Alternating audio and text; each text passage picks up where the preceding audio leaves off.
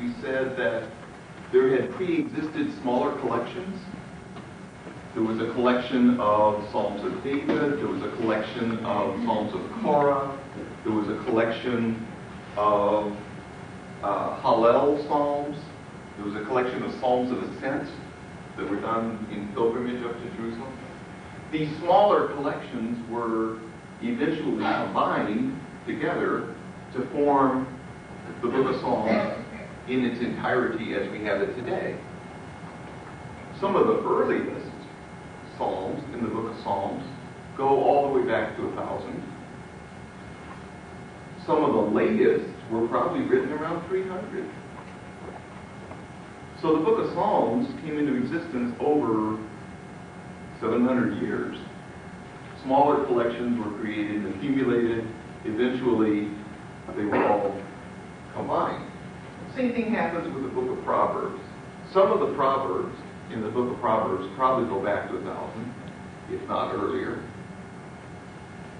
On the other hand, some of them were written after the Babylonian exile. So once again, we have a book that came into existence through the amalgamation of smaller collections so that it represents material from several centuries of Israelite life during the Old Testament period.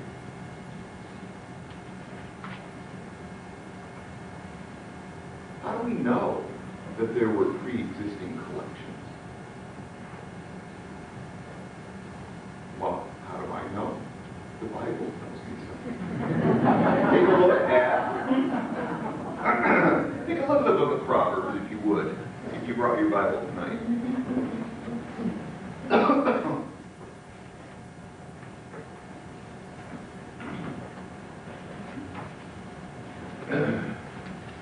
Right here at the beginning, you have, in chapter 1, verse 1, the Proverbs of Solomon, son of David, king of Israel. I want to talk about this attribution to Solomon in a minute, but for the moment, let's just notice that we have this title. You would assume, since that is right here at the beginning of the entire book, that that title applies to everything from chapter 1, verse 1 to the last chapter, last verse. But actually, if you go over, let's go to chapter 10.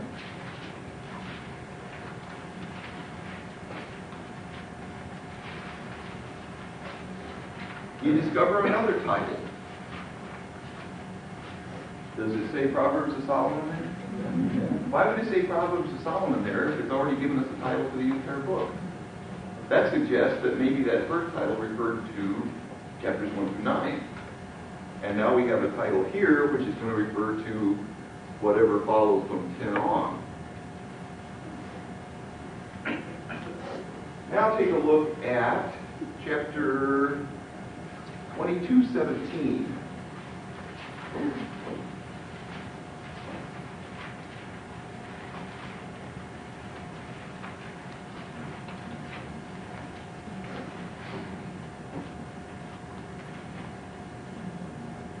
There's a title there. Mine says Words of the Wise. Is that what yours says? Sayings of the Wise, Words of the Wise. The word in Hebrew there is davar, which can be translated either words of or sayings of. So what we've had so far is chapter 1:1 through whatever the last verse in 9 is. That's 18. You've got Proverbs of Solomon. And then in 10:1 through whatever verse precedes, it's be 22:16, you've got another set of Proverbs of Solomon. Now, with 22:17, you've got something called Sayings or Words of the Wise.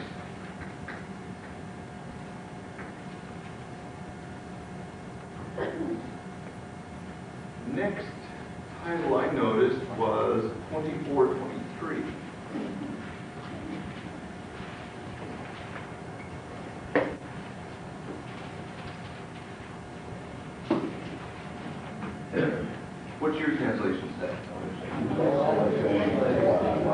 Other sayings of the wise. These also are sayings of the wise.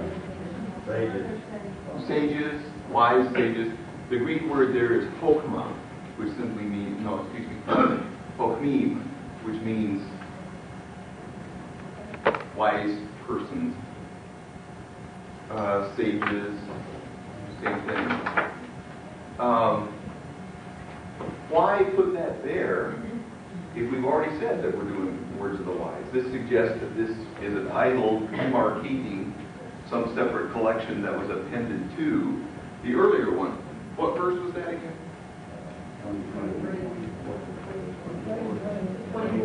24, 23. All right, then the earlier collection, if we're correct, would have ended at 24, 22. Okay. And this one is words of the wise. Sayings of the wise? More.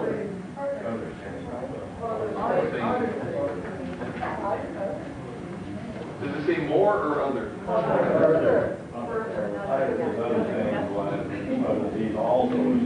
Yeah, I've got also.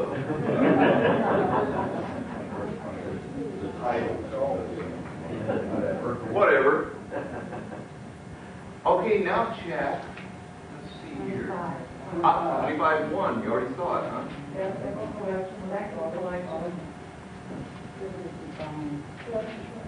These are other Proverbs of Solomon.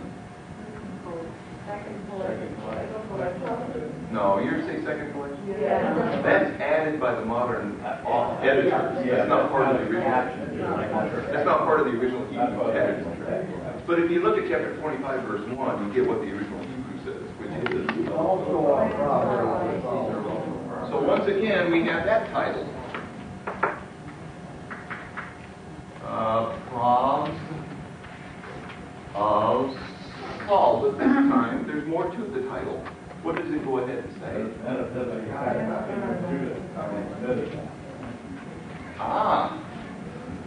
So these are Proverbs attributed to Solomon, but the men of Hezekiah passed them on. Who the heck is Hezekiah? He was a king, yeah. He was king of Judah around 700.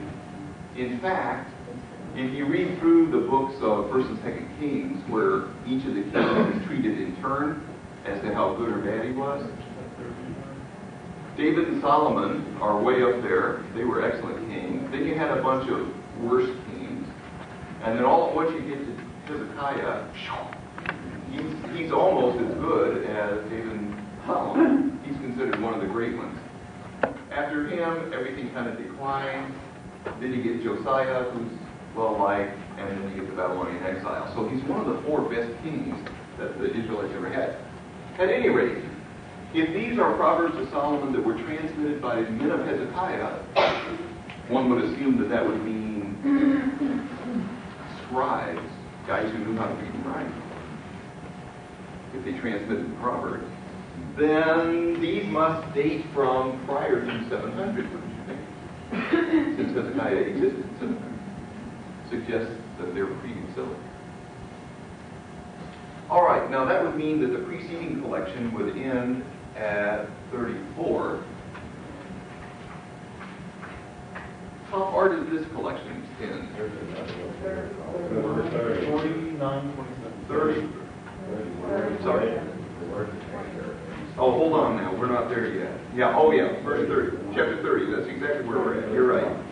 29, 27. What's 27 say? It ends at 29, 27. It's 30, verse 1. 27. There's also numerical Proverbs starting with chapter 30. Mine says the sayings of Agur, son of Jakeh. The oracle. Now, Agur is not listed as being one of the kings of Judah.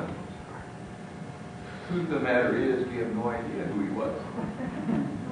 However, the word in Hebrew, which is translated an oracle or the oracle at the end of that verse, could also be a reference to a geographical region, the region of Matha M-A-S-S-A. Maybe your footnotes. The word like a son of Jacob, Manasseh.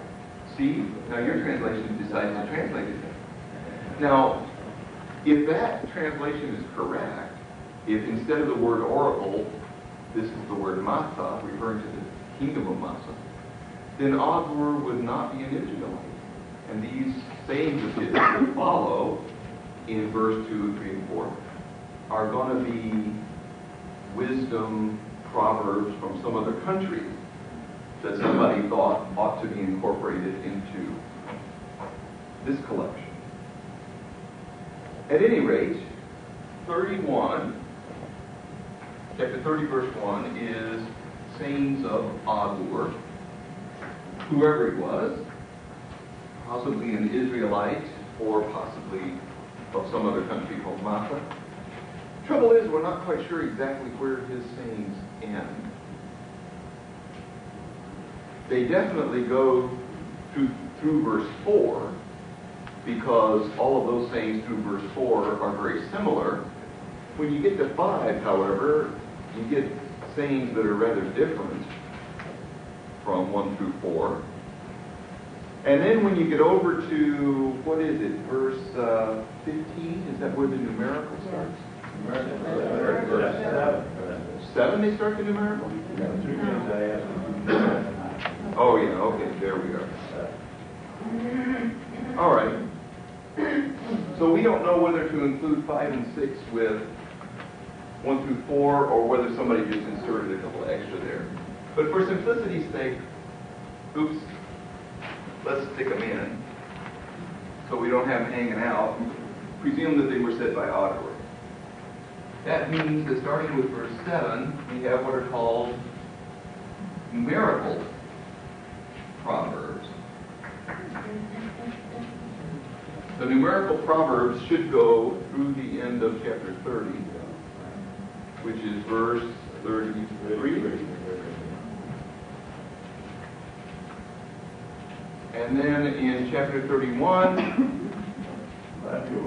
we get another title. The words of King Lemuel. Mine says, the words of King Lemuel, an oracle that his mother taught him. This says the words of Lemuel, king of Massa. Exactly. It's the same problem as before. We don't know whether that word in Hebrew should be translated oracle or Massa. If we go with Massa, then Lemuel and Agur are both from the same country. And somebody was over there and collected proverbs from both of these guys and brought them back. At any rate, they are sayings of Lemuel, and I believe they go through verse 9. Isn't that true? Yeah. Sayings of Lemuel.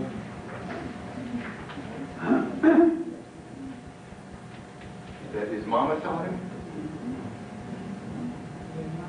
And then starting with verse 10, we're on the last chapter now. And going through, what's the last verse? 31. Okay, 31, 10 to 31, is usually referred to as the ideal wife. Gentlemen, we will look at that. But you'll have to wait till after the break. They should have, that's right. Massa is the name of the Israelite tribe of North Arabia. I'm sorry, could you? Massa is the name of the Israelite tribe of North Arabia.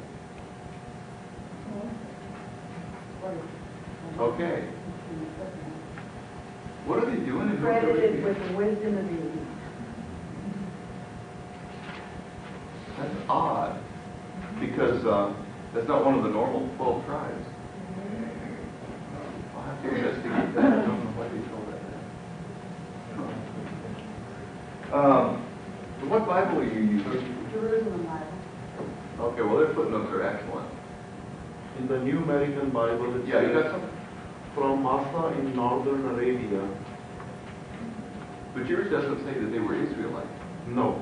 And hers does. I've never heard that before. No, Ishmaelite. Ishmael. Oh, well, that's, okay, that I can live with. Okay.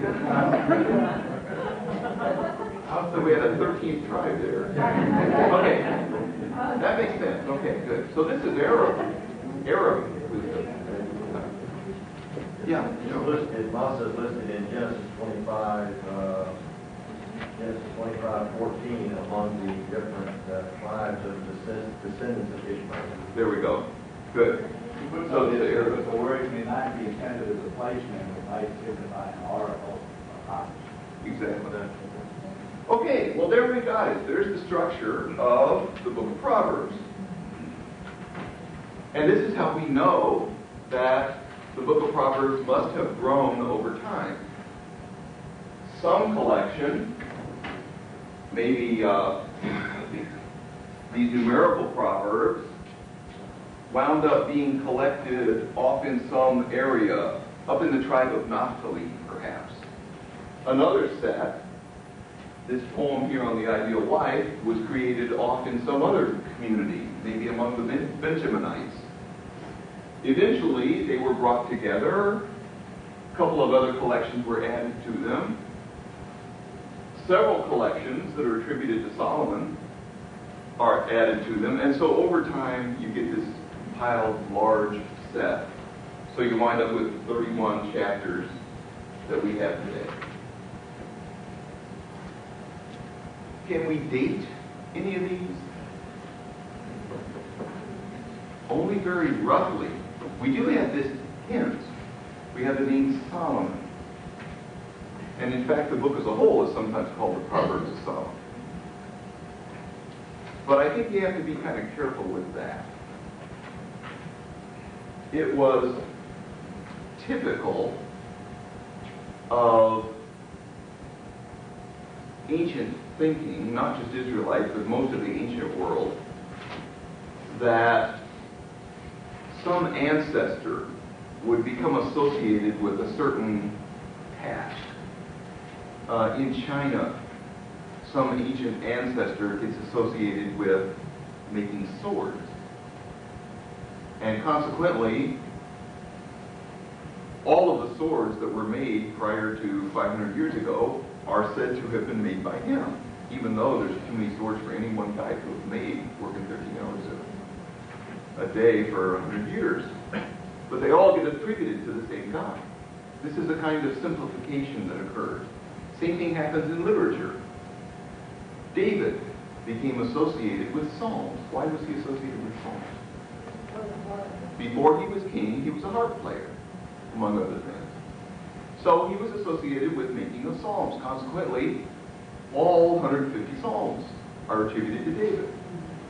Were all 150 Psalms written by David? How do you know? Well, how does the Bible tell you? How about Psalm 137 that we looked at last week? Remember that one? By the waters of Babylon, we refuse to play song. That was during the Babylonian exile, which was between 587 and 539. If David, who reigned back in 1000, wrote it, then that's a pretty neat trick. So, this is typical. All Psalms wind up attributed to David. Similarly, because Moses was associated with receiving laws from God, 10 Commandments, therefore, all the laws in the first 5 books of the Bible, the Pentateuch or the Torah, wind up being attributed to Moses. Not just that, the 5 books themselves are said to have been authored or written by Moses. That's a pretty neat trick too, because the last couple chapters describe his death. So you see how this happens, right? Same thing happens with Solomon. Wisdom was associated with Solomon, therefore all collections of Proverbs are associated with Solomon and attributed to him. It's highly unlikely that even all of the Proverbs in these 3 collections, which specifically refer to Solomon, are by Solomon. They're probably by lots of anonymous wise guys, wise men, who created them in various locales, and they all eventually clumped together and eventually wound up in their book. Why was Solomon associated with wisdom? because he asked God for it and he got it. Good. Take a look in your Bibles at 1 Kings.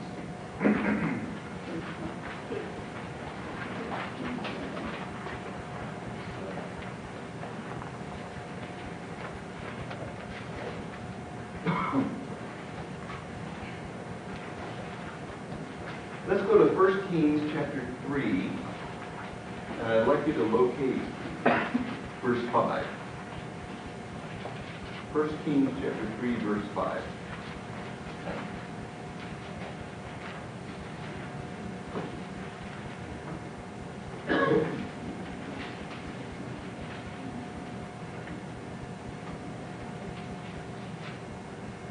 At Gibeon, the Lord appeared to Solomon in a dream by night, and God said, "Ask what I should give you."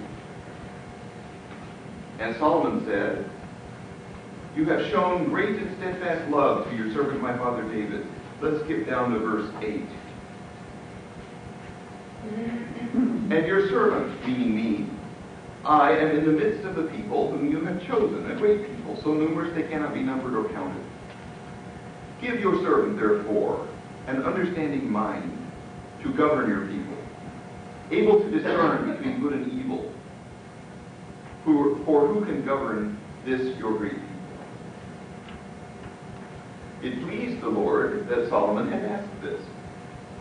God said to him, "Because you have asked this, and have not asked for yourself long life or riches, or for the life of your enemies," those are the things I would ask for, "but have asked for yourself understanding to discern what is right, I now do according to your word.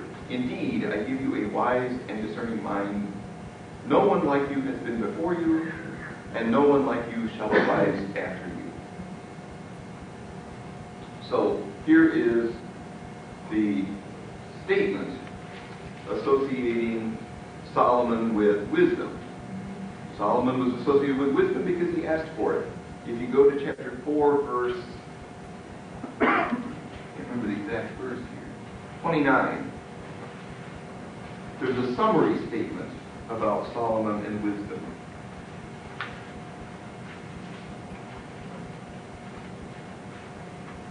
God gave Solomon very great wisdom, discernment, and breadth of understanding as vast as the sand on the seashore, so that Solomon's wisdom surpassed the wisdom of all the people of the East and all the wisdom of Egypt. He was wiser than anyone else, wiser than Ethan the Ezrahite, and Heman, Calcol, and Darda, children of Mahol. His fame spread throughout all the surrounding nations. What chapter is that? Chapter 5. Yeah. I'm getting on 4, verse 31. Chapter 5.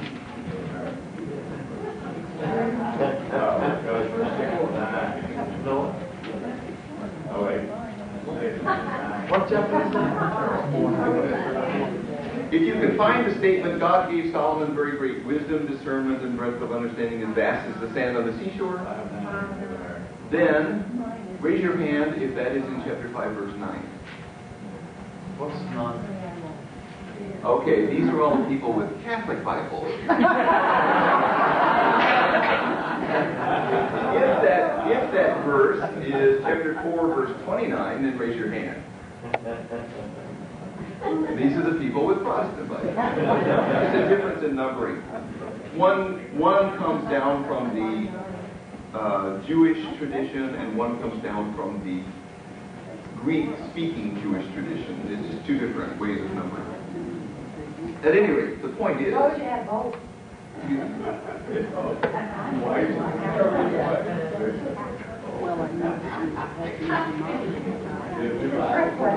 don't know. Take a look at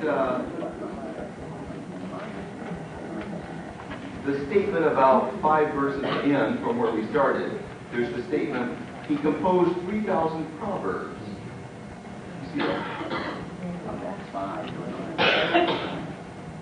And his songs numbered 1,005. many songs did the Beatles write? Nowhere near that. These are astronomical numbers. He could never have governed if he did all this. You said 8,005 songs, you said? About 8,000. His songs numbered 1,005. Okay, 1,005. He would speak of trees, from the cedar that is in the Lebanon to the hyssop that grows in the wall. He would speak of animals, and birds, and reptiles, and fish. Why was he talking about these things?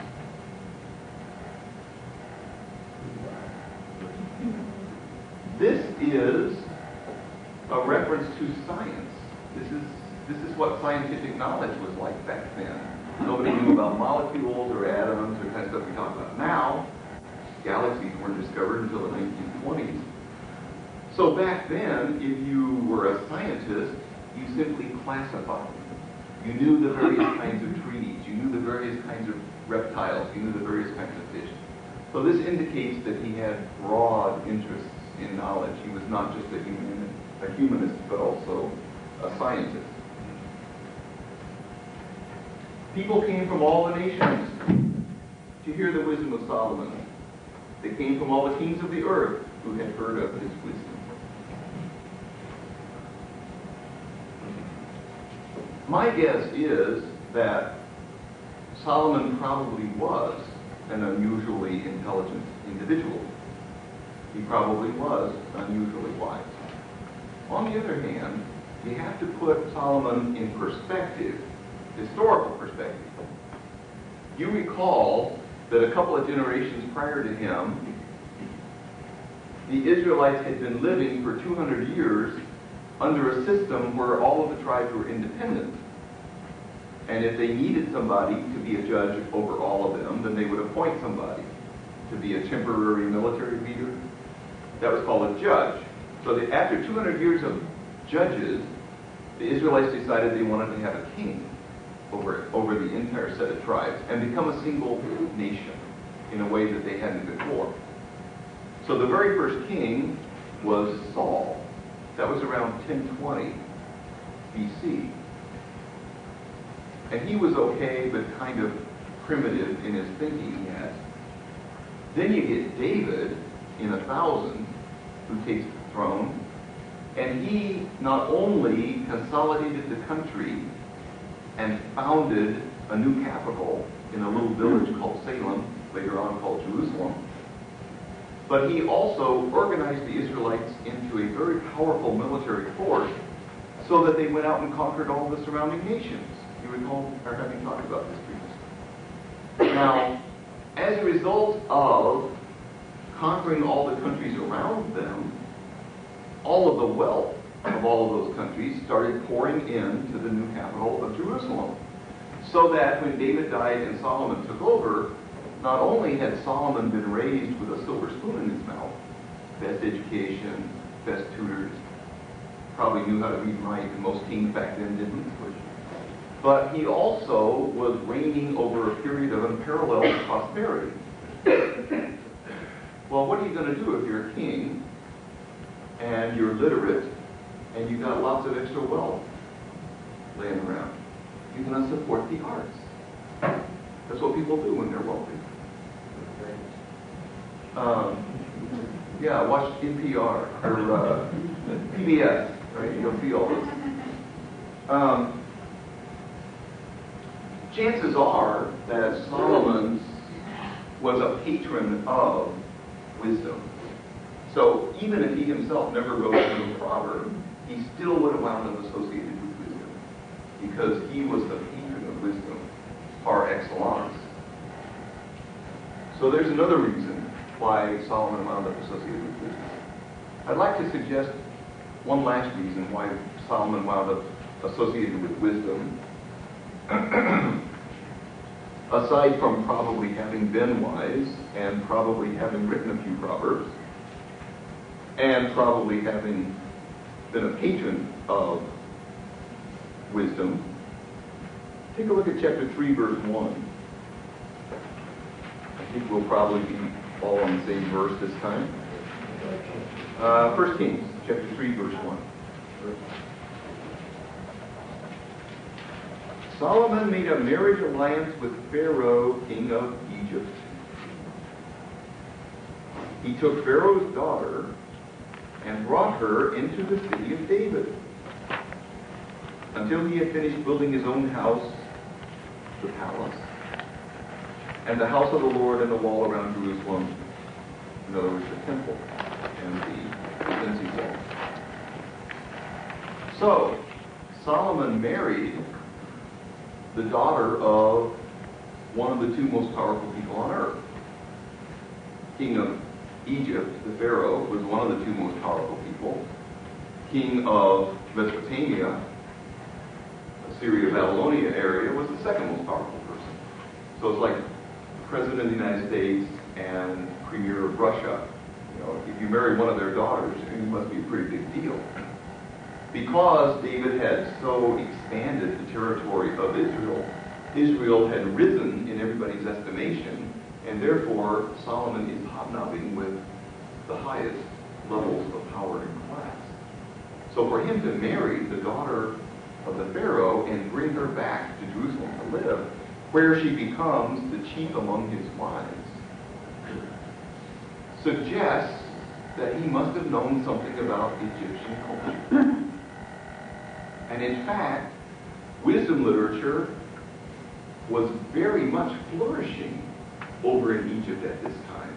It would be shocking if it were not the case that Egyptian wisdom literature would flow into this kind of backwater, nouveau riche country of Israel.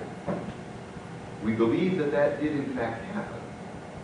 It's probable even that some of the Proverbs that are in the book of Proverbs now originated in Egypt.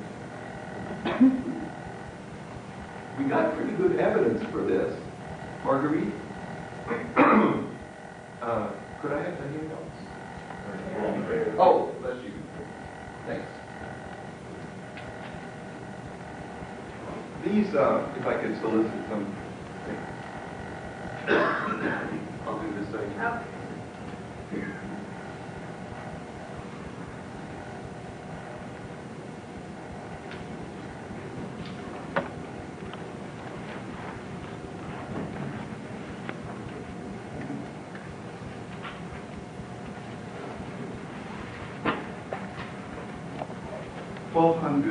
BC. Way back here.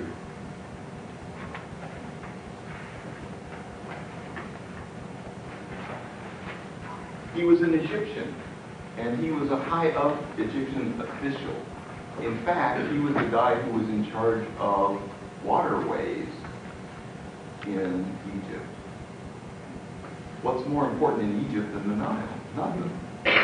Everybody depends upon the Nile to survive. So this guy must have been one of the 5 or 6 most important. He was like a member of the cabinet. That's like Secretary of State, something like that. Yeah, he's a big deal. His name was Amenemopet. And he wrote a book in his latter years, which is addressed to his son. And in this book, he says, "Oh, my son, I am now going to give you good and solid advice from all of my years of experience in life. And I'm going to give you 30 proverbs or sayings that you should commit to memory because they will stand you in good stead throughout your days." And then he proceeds to give these 30 sayings. Some of them are fairly short, kind of like a couplet. A lot of them are more like paragraph length. But it's these 30 sayings of Amenemopet. Well, what Scripture scholars have discovered is a lot of the same sayings that show up in this collection from Egypt, which we dug up out of the sands of Egypt 100 years ago. A lot of them show up in this particular section of the book of Proverbs. That section called Sayings of the Wise. Not only do they show up in this section, they even show up in approximately the same order. Now, when you've got two writings, and some of the content is the same in both, and the order of that content that's similar in both is in largely the same order, don't you suspect some kind of relationship between the two? Some kind of written relationship between the two? Somebody copied from somebody else? Plagiarism, yeah, that's right. Of course, plagiarism is completely a modern concept. Nobody knew about plagiarism back then. It didn't exist because nobody had footnotes, nobody had copyrights. Even punctuation was being invented still back then. So it's a new thing for us to conceive of it as somehow wrong to have done so. Back then, you were free to copy anything from anybody. Everything belonged to you. So it would appear that somebody copied from somebody else. Do you think that the Egyptians copied from the Israelites or the Israelites copied from the Egyptians? Israelites. Yeah, obviously, yeah. It must be that some Israelite scribe or scribes, wise man or sage, whatever you want to call him, had this collection in front of him and decided to incorporate it, along with a few additions, into his scroll. So, what are some of these similarities? I've typed them out here for us. This is a little more extensive than we really need, because what I was intending here was a handout that I use in my class at the university. But it'll give you a good idea. This is from a book called Ancient Near Eastern Texts Relating to the Old Testament. Amenemopet says, "Know how to return an answer to him who said it, and direct a report to one who has sent him." In Proverbs 22:21, you get, "Do not say, I will repay evil, wait for the Lord, and he will help you." Not all of these parallels seem close to me, but these are the ones which the editor of the book, James Pritchard, notes, and so I went ahead and reproduced them. 1:7, "In order to direct him to the ways of life, so that your trust may be in the Lord, I have made them known to you today." Yes, to you. "Give thy ears, hear what is said, give thy heart to understanding them. Put them in thy heart, is worthwhile, they shall be a mooring stake for your tongue." Proverbs says, "The words of the wise, incline your ear and hear my words, and apply your mind to my teaching, for it will be pleasant if you keep them within you, if all of them are already on your lips." "Guard yourself against robbing the oppressed, and against overbearing the disabled." Proverbs, "Do not rob the poor, because they are poor, or crush the afflicted at the gate. For we shall not act like him, the wicked man. Lift him up, give him your hand, leave him in the arms of the God. Fill his belly with bread of yours, so that he may be sated and may be ashamed. Do not say, I will do to others as they have done to me. I will pay them back for what they have done. If your enemies are hungry, give them bread to eat. And if they are thirsty, give them water to drink. For you will heap coals of fire on their heads, and the Lord will reward you."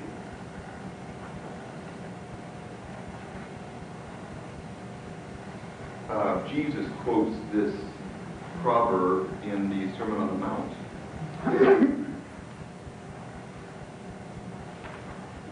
In Matthew chapter 6. Take a look when you get home.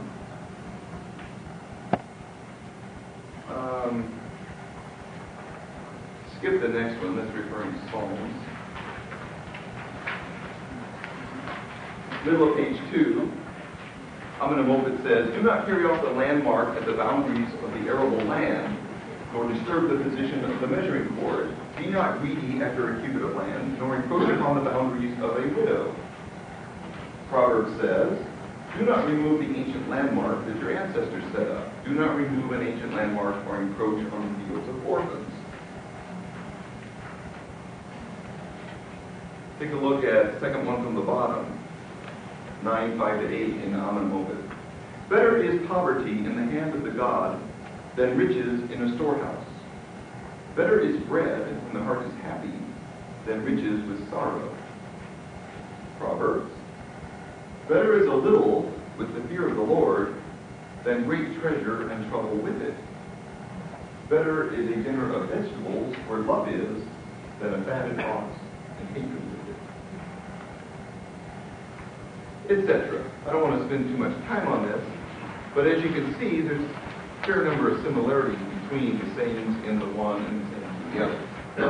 So, I wanted you to have a look at that just so that you can get a feel for the fact that the wisdom literature movement was an international movement.